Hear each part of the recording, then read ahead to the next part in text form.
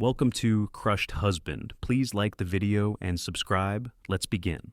It was supposed to be a quiet evening, the kind where you could sit back, relax, and catch up on a few shows. I'd just settled into my recliner when the door slammed open. I barely had time to register the sound before my son Trevor, breathless and wide-eyed, burst into the living room. "Dad, you won't believe this," he said, his voice full of excitement. He was already pulling out his phone, tapping away with an intensity that made me instinctively brace myself. Trevor was always jumping into something new, some investment, some business scheme. The last one had cost him nearly $10,000 and left us with a pile of paperwork and broken promises. "Let me guess," I said, setting my beer down and trying to keep my tone neutral. "Another one of your great ideas." Trevor froze for a second, looking almost hurt. He glanced up from his phone, narrowing his eyes. "You always do this, Dad. You never believe in me." I sighed, pinching the bridge of my nose. "I want to believe you, Trev, but last time you came to me with something like this, it was a can't-lose real estate deal, and look where that got us. I'm not throwing away more money on another one of your opportunities." His face flushed. "It's different this time. This is it. I've got it figured out. It's a guaranteed win." He finally stopped pacing and looked directly at me, his eyes pleading. "I just need your help. You've got the money, and I've got the plan. Trust me." I leaned back in my chair, folding my arms, trying to look calm, but inside, my skepticism was starting to churn. I had seen this movie before. Trevor was a man of grand plans and big dreams, but too often they fell apart in the most spectacular of ways. "You've had plans before, Trevor," I said slowly, feeling the weight of each word. "And every time, it ends the same way. You lose the money, and I have to help you dig yourself out." He paced again, growing more animated. "But this time's different. I've got a solid team. You'll be in the loop the whole way, and—" I cut him off before he could continue. "Stop. Let me see the numbers. I want to see the figures, the details. You've got a history of flying blind, and it's cost you too much already." His shoulders slumped, but only for a second. "I don't get it, Dad. Why can't you just trust me? You always shut me down. Why do you think I can't do this? You don't believe in me." I stood up and walked to the filing cabinet, pulling out a manila folder. Inside were sheets upon sheets of receipts, contracts, and failed projects. I flipped through the papers slowly, taking my time. "These are all the things you've tried, Trevor," I said quietly, not looking at him. "The real estate deals, the online businesses, the crypto schemes. Do you really want me to believe this one's going to be any different? Because the only thing I've seen you do is get deeper and deeper into the hole, and I'm the one left trying to clean up after you." Trevor's face hardened. "You know what? Screw you! I don't need you to believe in me. I can do this on my own." His voice cracked, but he didn't care. He turned on his heel and stormed toward the door. I felt a pang of guilt in my chest.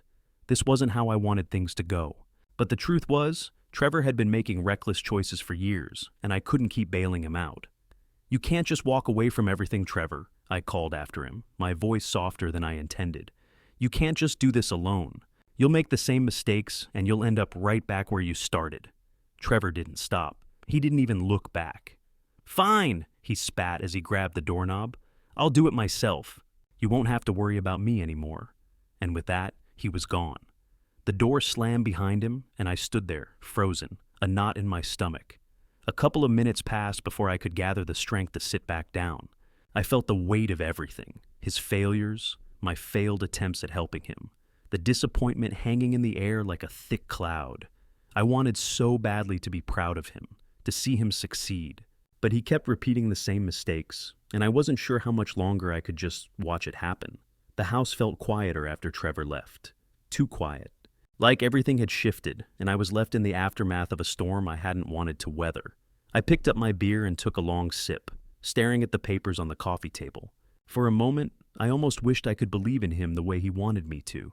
But there was a reason I had been cautious for so long. Trevor was always looking for the next big thing, and it was always someone else's failure that had to teach him the lesson. I let out a sigh and grabbed the remote, flicking on the TV. But even as the screen lit up, I couldn't shake the feeling that something had shifted in me tonight, something I wasn't ready to face. Trevor was going to have to learn this lesson on his own, and it was going to hurt him. Trevor stormed out of the house with a slam of the door, and I was left standing there, my mind racing. It was always like this. He'd come to me with some grand scheme, full of hope and excitement, and I'd turn him down. Every time. But this time felt different. There was a cold finality to his words as he left. He said he would do it on his own. No more help from me. The thought stung, but I couldn't let that cloud my judgment. I returned to the couch, the silence of the house pressing down on me. I glanced at the folder of failed investments that had started this whole mess. I hadn't touched it in a while, but I knew the contents by heart. There it was. The real estate deals that went under. The surefire business opportunities that never materialized. The scams that left us with nothing but regret and empty pockets. The familiar weight of disappointment settled in my chest. Trevor had always been full of potential, but somewhere along the way, that ambition turned into a desperate chase for the next big thing. The quick fix. Anne Meredith. God, she'd never been the stabilizing force I had hoped for. Every time I tried to warn him, it was as if he'd been pulled deeper into her world of get-rich-quick schemes. I closed my eyes and let my mind wander back to the beginning. Trevor used to be different. He was driven, passionate about his goals. When he was younger, he wanted to build something real, something lasting. He started college with big plans to get into engineering, but that faded after he dropped out. That was the first time I saw a shift in him, but I told myself it was just a phase. But then came the failed startup, the bad investments, and the constant revolving door of plans that never seemed to stick. Meredith had entered the picture around that time, and I couldn't help but think she'd played a role in steering him down this path. She always seemed to encourage Trevor's wild ideas. When he was trying to launch that online business, she was the one telling him it could work. Go big or go home, she'd say, like it was all just a game. But it wasn't a game to me. It was money, and more importantly, it was his future. I sighed, running a hand through my hair, trying to shake off the frustration that was creeping in again. Maybe I was being too hard on him. Maybe I should have supported him more. Was I the problem? Had I just given up on him? Before I could dig any deeper into my self-doubt, my phone rang. I glanced at the screen. Trevor. I almost didn't answer, but I knew he wouldn't just let it go. Hey, I said, my voice guarded. Hey, Dad, Trevor replied, his tone much calmer than it had been before. Listen, I know things got heated earlier. I just wanted to say, well, I'm still inviting you to my birthday dinner tomorrow night. I hope you'll come. I know it's been rough, but I want to try and make things right. I stared at the phone, unsure how to respond.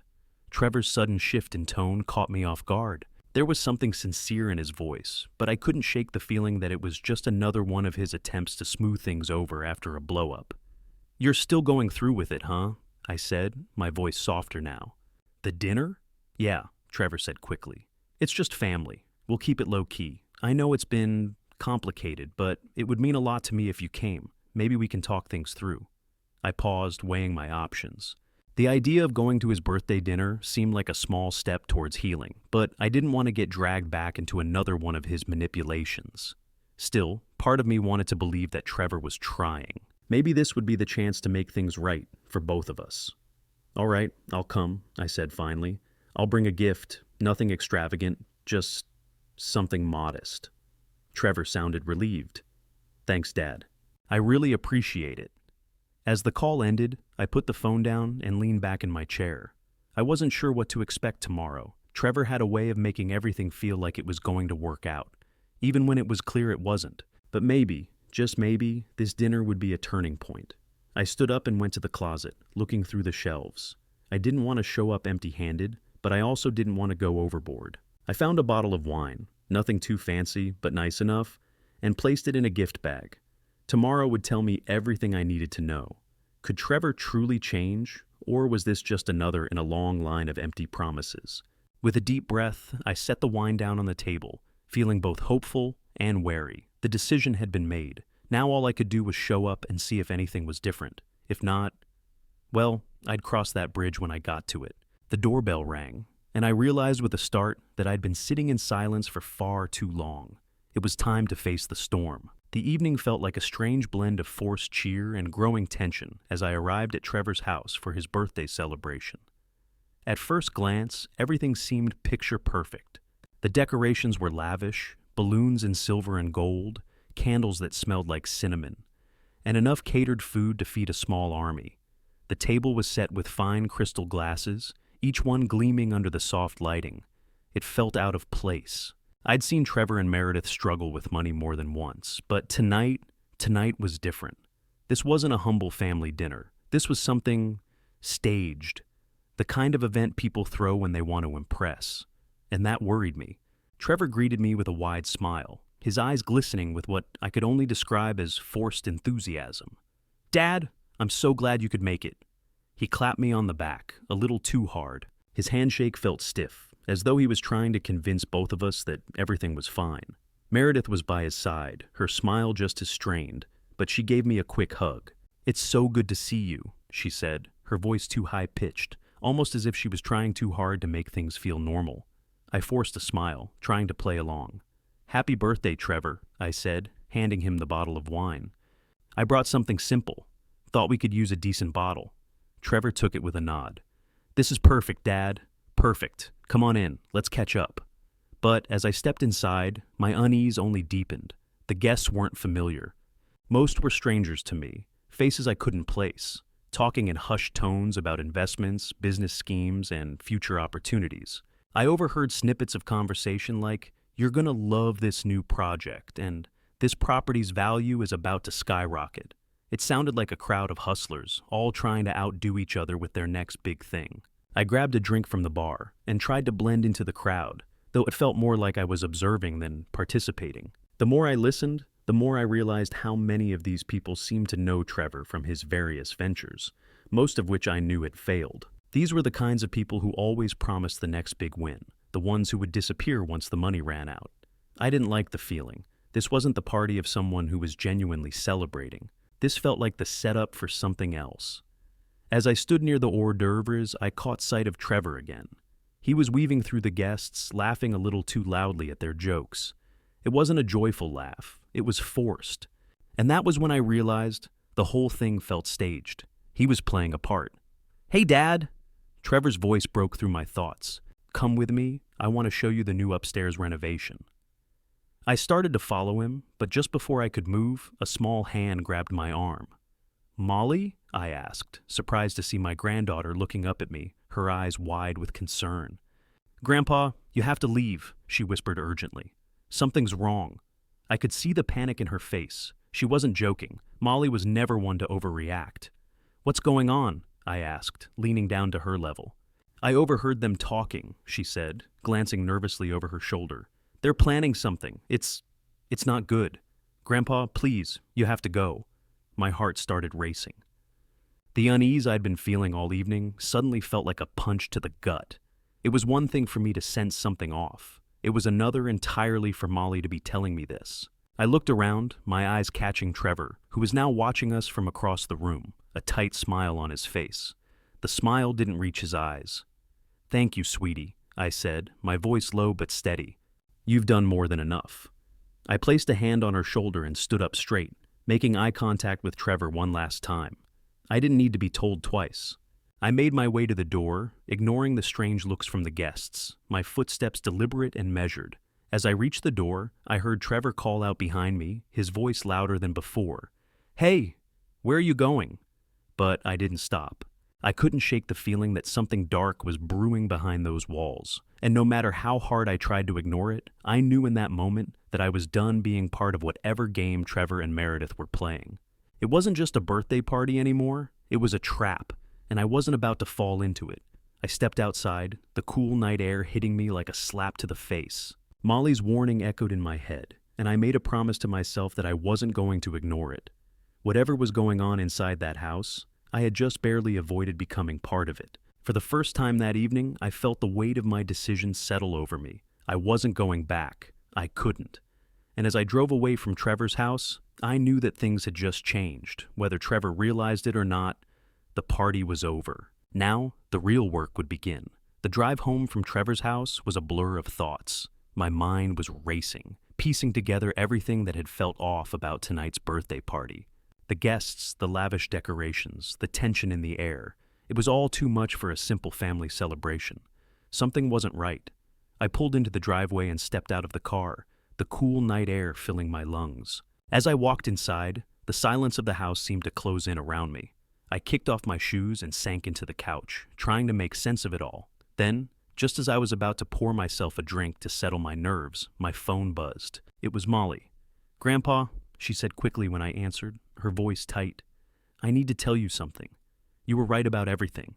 I leaned forward, sensing the urgency in her tone. "What do you mean? What happened?" She hesitated for a moment before speaking. "I overheard Trevor and Meredith talking last night. They were planning something. It's bad, Grandpa." My stomach tightened. What were they planning? She paused again, collecting her words. "They were going to get you drunk at the party. They said that once you were tipsy, they'd have you sign some papers. Like legal documents that would transfer your business to Trevor.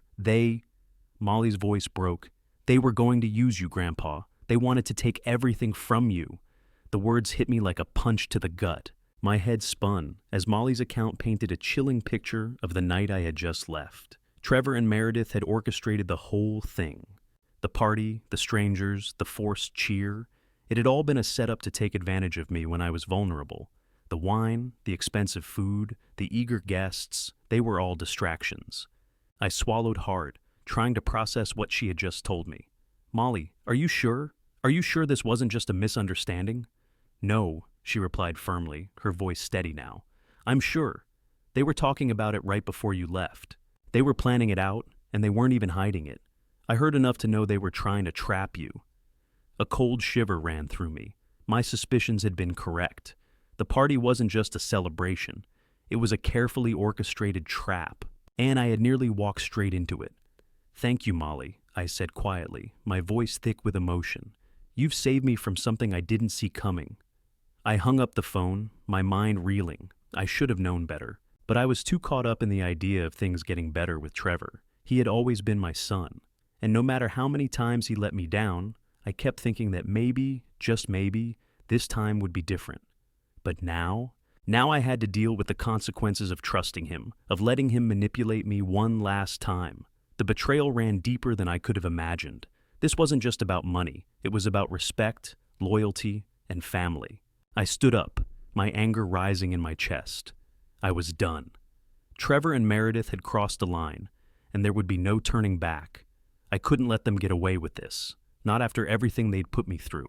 I walked over to the desk, pulling out a folder from the drawer. Inside were documents from Trevor's previous failed ventures, scams, poor decisions, and empty promises. I began to sort through them methodically, knowing I couldn't let this slide. I'd make sure the people Trevor had hurt knew the truth. I'd start by sending out evidence of his failed businesses, anonymous packages that would reach the people he'd wronged. Then I'd dig into Meredith's background, uncovering anything I could about her financial dealings. They weren't getting away with this, not anymore. With a sense of cold determination, I started preparing the first batch of letters. This was the beginning of their reckoning. I couldn't save Trevor from himself, but I could make sure he didn't take anyone else down with him. I paused for a moment, looking at the pile of paperwork in front of me. It felt like a weight lifting off my shoulders. The truth was coming, whether they liked it or not, and I was going to make sure it reached the right people. As I packed the first batch of evidence into envelopes, I couldn't help but think of my granddaughter. She had saved me tonight, and I owed her more than she would ever know. I hoped that one day she would understand that standing up for what's right wasn't about revenge. It was about accountability, and tomorrow, when the first batch of letters went out, Trevor and Meredith would know the price of betrayal. I woke up the next morning with a sense of heaviness still weighing on me. The conversation with Molly had kept me up long into the night, replaying every little detail she had overheard between Trevor and Meredith. The more I thought about it, the more it all made sense. They hadn't just thrown a birthday party, they had set a trap, and I had narrowly avoided falling right into it. But the worst part? I'd been blind to it for so long. I had let myself believe that this time, maybe Trevor would change. Maybe he would prove me wrong. But no, it was the same story, just a different plot. As I walked into the kitchen and made myself a cup of coffee, my phone buzzed on the counter. I didn't need to look at it to know what it was. A dozen missed calls, all from Trevor. I set the phone aside and tried to focus on something else, but the quiet of the house wasn't helping. The walls felt like they were closing in. I grabbed my coat and decided to take a walk. Maybe the fresh air would clear my head. As I stepped outside, the crisp morning air hit me, but the nagging feeling in my chest didn't go away. The drive to the end of the block was uneventful, the same as any other morning. That is, until I reached my car. The sight stopped me in my tracks. My car was parked on the street, but it wasn't in the same shape I had left it in. All 4 tires were flat. They weren't just low, they were completely punctured. My heart sank. Trevor's anger had clearly escalated. This wasn't just petty. This was targeted sabotage. I looked around the street, but there was no sign of anyone. Just the quiet hum of the neighborhood waking up. I walked over to the car, my mind already racing. I had no doubt that Trevor was behind this. He was furious after our confrontation last night, and now he had decided to make his anger known in a way that was impossible to ignore. Just as I stood there, staring at the damage, Mrs. Henderson, my neighbor, walked by with her dog. She glanced at the car, then looked up at me, her face slightly concerned. "I saw Trevor out here last night," she said casually, as if it was no big deal. "He was near your car, looking kind of suspicious, like he was checking it out or something. He left around midnight, all in a hurry." I felt the blood drain from my face. I knew it. I'd been right to trust my gut. "Thanks, Mrs. Henderson," I muttered, not sure if I was more angry or disappointed. It didn't matter now. The message had been sent loud and clear. Trevor was retaliating for the argument. He wasn't going to stop until he'd made me feel the consequences of standing up to him.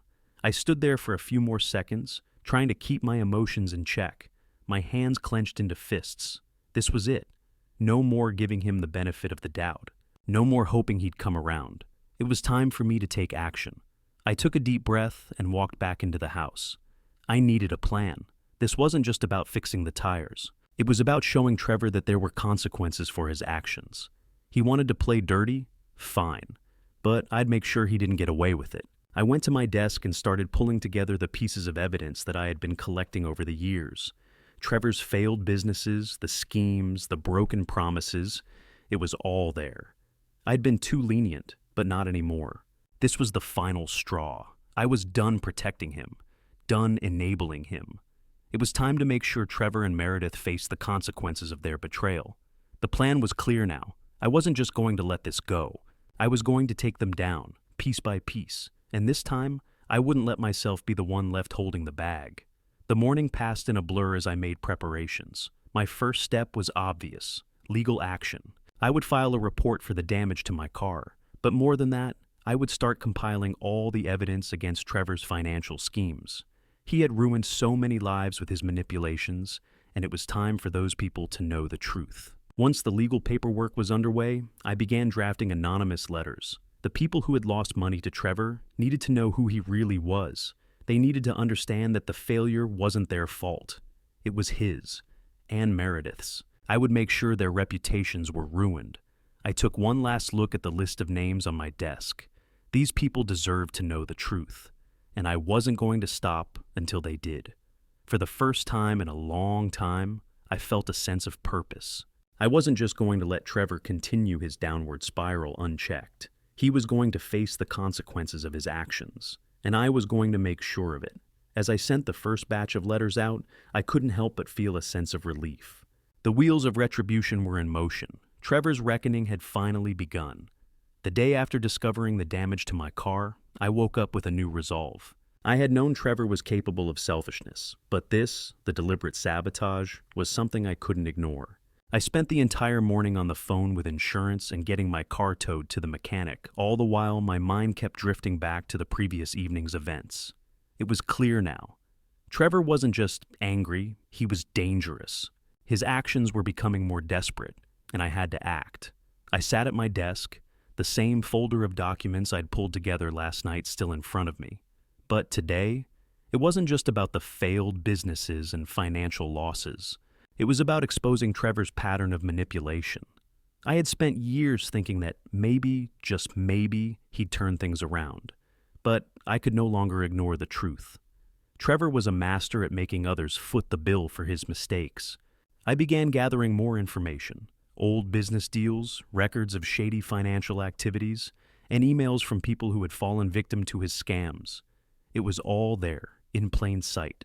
The same patterns, the same story of misjudgment, false promises, and broken trust. As I pieced the puzzle together, it became clearer than ever that Trevor had been operating like this for years, preying on people's goodwill and exploiting their kindness. I wasn't just going to let this go. I couldn't. The first step of my plan was simple: get the truth out. I began drafting anonymous letters, each one containing the damning evidence I'd gathered. Trevor's past was about to catch up with him, and the people who had been wronged by him deserved to know the truth. But it wasn't just about Trevor. Meredith had been a major player in all of this. She had encouraged his schemes, bolstered his false sense of confidence, and manipulated him into believing that he could do no wrong. She had to be exposed too. I started pulling up her professional history, digging into her finances, and looking for any clues about her dealings.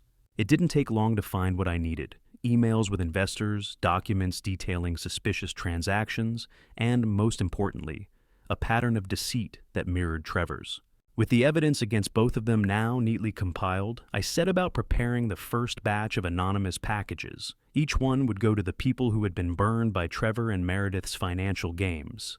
I wasn't doing this for revenge, but I couldn't let them continue to operate under the illusion that they were untouchable. They had manipulated me, they had manipulated others, and now they would face the consequences. I sealed the first envelopes and dropped them off at the post office. The weight of the action settled over me like a thick fog. It wasn't over yet, but the wheels were now in motion. Trevor and Meredith had made their bed, and now they'd have to lie in it. As I sat down at the kitchen table, I let out a long breath. It felt strangely liberating to take control of the situation. For so long, I had tiptoed around Trevor's mistakes, hoping things would improve, but there was no more hope left. It was time to make sure he understood that actions had consequences. The first batch of letters went out, but this was just the beginning. There would be more. There would be a steady stream of truth, reaching everyone who needed to know. I had a feeling that the fallout would be worse than anything Trevor had imagined, but it didn't matter. It wasn't about hurting him, it was about accountability. He had crossed a line, and now it was time for him to face the music. As I stood up, I felt a strange sense of peace. The past few weeks had been a whirlwind, but now I had a sense of clarity. I wasn't just protecting my business, I was protecting the people who had been taken advantage of by Trevor's lies. And in doing so, I was also protecting myself from being sucked back into his web of deceit. It was time for Glenn to stop playing the role of the enabler. The tables were turning, and for the first time in a long time, I felt like I had regained control of my own life. The doorbell rang just after dinner. I was sitting at the kitchen table, a glass of water in front of me, my mind still churning with everything that had happened over the past week. Trevor's call, the damage to my car, the anonymous letters sent out to everyone who had fallen victim to his schemes. It was all moving so quickly. I wasn't surprised to see Trevor and Meredith standing on the doorstep when I opened the door, their faces set in a mask of frustration and anger. Trevor's eyes were red, as if he hadn't slept much, and Meredith stood stiffly beside him, her arms crossed tightly over her chest. "Mind if we come in?" Trevor asked, his voice tight, a little too controlled. He didn't wait for my answer and stepped inside, with Meredith following. I held the door open a moment longer, watching them both, but I didn't invite them in. They knew the house. They had been here enough times. "What's going on, Dad?" Trevor's voice was a little sharper now, trying to keep his temper in check. "You've been spreading lies about us." "Lies?" I asked calmly, stepping back into the living room and motioning for them to sit. I remained standing, my posture firm. "The only lies I've seen are the ones you've been feeding me for years." Meredith opened her mouth, but Trevor raised his hand to silence her. His gaze locked onto mine, his expression both defiant and desperate. "I don't know what game you're playing, but you've ruined everything, Dad," he spat. "You've destroyed my reputation, and you're trying to turn people against me. You don't get to do that." I felt a sharp surge of anger, but I kept it in check. This wasn't about rage. This was about making sure they understood the consequences of their actions. "Destroyed your reputation," I repeated, my voice steady but firm. "Trevor, you've done that to yourself. Every failed business, every scam you've pulled, I just made sure people knew what you've been up to. I'm not the one ruining your life. You've done that all on your own." Meredith's face twisted with indignation. "You're really going to stand here and accuse us of everything? After all we've done for you? After all I've put up with?" I raised my hand, silencing her before she could continue. "What you've put up with? You've been enabling Trevor for years, Meredith. You've watched him ruin his life, watched him drag other people down, and you've been there, cheering him on every step of the way." The room was thick with tension. Neither of them said anything for a long moment. They were still processing the truth. I gave you everything, Trevor said, his voice lowering but laced with bitterness. You were always there for me when I needed you, and you've always acted like I was the problem, like I was the one doing everything wrong. You didn't need me, Trevor, I said, taking a deep breath. You needed someone to bail you out. And I kept doing it. I kept believing in you, kept hoping you would change, but you didn't. Instead, you kept using me. You used your mother. And now, you want me to sign everything over to you. Trevor flinched at the words. Meredith, however, leaned forward, her voice sharp. You don't understand, Glenn. We didn't want to have to do this, but you left us no choice. All we wanted was a little security, a little peace. I shook my head, disbelief coloring my features. Security? You wanted to rob me blind and use me as your safety net. You've been manipulating me for years, and you thought I wouldn't see it? You thought I wouldn't notice? They both sat in silence, Trevor's face turning red with frustration, Meredith's eyes darting away from mine, unable to hold my gaze. You've crossed a line, Trevor, I continued, my voice quieter but more resolute. You and Meredith. You tried to trick me, to take advantage of my age and my generosity, and I won't stand for it. Trevor stood suddenly, his fists clenched. You're just going to cut us off like that? You'll leave us with nothing? I stood taller, my resolve hardening. You've always had everything handed to you, but now you're going to have to face the consequences. I won't be part of your schemes anymore. This is your mess, not mine. Meredith stood as well, trying to hold her composure, but failing to mask the panic in her eyes. This isn't over, Glenn. We're family. You can't just turn your back on us. We'll figure this out together. No, I said firmly, taking a step forward. We won't. You made this decision. You chose greed, deception, and manipulation over family. And now you'll deal with the fallout. I won't be your punching bag anymore, and I won't let you take my business with you when you leave. Trevor opened his mouth to argue, but I held up a hand. You've burned your bridges. There's no going back. You've made your choices. Now you'll face the consequences. For a long moment, they both just stared at me, their eyes flicking between each other and back to me. There was nothing left to say. Their plan had failed. They had no leverage anymore, and they knew it. With a final look, Trevor turned and stormed out of the room. Meredith followed close behind, but not before giving me one last venomous glance. This isn't over, she muttered, but it lacked the conviction it once had. I didn't respond. I just stood there, my heart pounding, watching them leave. It was over. And yet, it wasn't. They might have left my house, but they weren't done yet. Not by a long shot. But I had made my decision. There would be no turning back now. I would make sure that their actions had consequences. And this time, I wouldn't let them win. The days after my confrontation with Trevor and Meredith passed quietly, but the weight of it all stayed with me. I kept busy, working on the paperwork for the legal actions I had set in motion, and making sure the last of the letters were sent out. I had no doubt that the wheels of justice were turning, but I wasn't naive enough to believe things were over. The fallout was just beginning, and I had to be prepared for whatever came next. It was late afternoon when my phone rang. I wasn't expecting any calls, but I saw Molly's name flash on the screen and answered quickly. "Grandpa," she said, her voice practically vibrating with excitement. "I just wanted to tell you, it's all happening. People are talking. Trevor's name is all over the place." I felt a flicker of satisfaction. "What do you mean, Molly? What's going on?" "I heard from one of my friends that Trevor's reputation is ruined. People are talking about the schemes he's pulled. He's got no leg to stand on now. Everyone's starting to see him for what he really is." I leaned back in my chair, taking in her words. For the first time, I felt like I could exhale, the tension of the past weeks easing ever so slightly. "That's good to hear, kiddo," I said, my voice calm. "I've been waiting for that.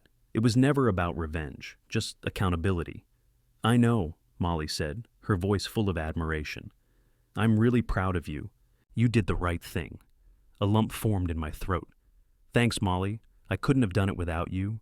You really helped me see what was going on. I owe you a lot." "Stop it, Grandpa," she said, laughing softly. "You don't owe me anything. I just wanted to make sure you were okay, and that Trevor gets what's coming to him." I nodded, even though she couldn't see me. "I'm all right now, more than all right, actually. I did what I had to do." As I stood up, walking toward the window, I looked out over the neighborhood, a calm smile crossing my face. The world seemed quieter somehow, more at peace. The years of stress and betrayal from Trevor and Meredith were finally behind me. You know, Molly, this wasn't just about me, I continued, my thoughts coming together clearly now. It was about doing the right thing, showing you, showing everyone, that integrity and honesty matter. That's something I want you to remember. I will, Grandpa, I promise, she said, her voice steady. I'm really glad you did this. You showed me how to stand up for what's right, no matter what. As I hung up the phone, I felt a weight I hadn't even realized I was carrying lift off my shoulders. My business was secure, my life's work protected. But more importantly, I had done the right thing by standing up to my son. It wasn't easy. I'd had to face the truth about what Trevor had become and accept that there was no saving him. But in doing so, I had saved myself, and I had set an example for Molly. I stood there for a moment, taking in the quiet around me, the phone calls, the letters, the confrontation.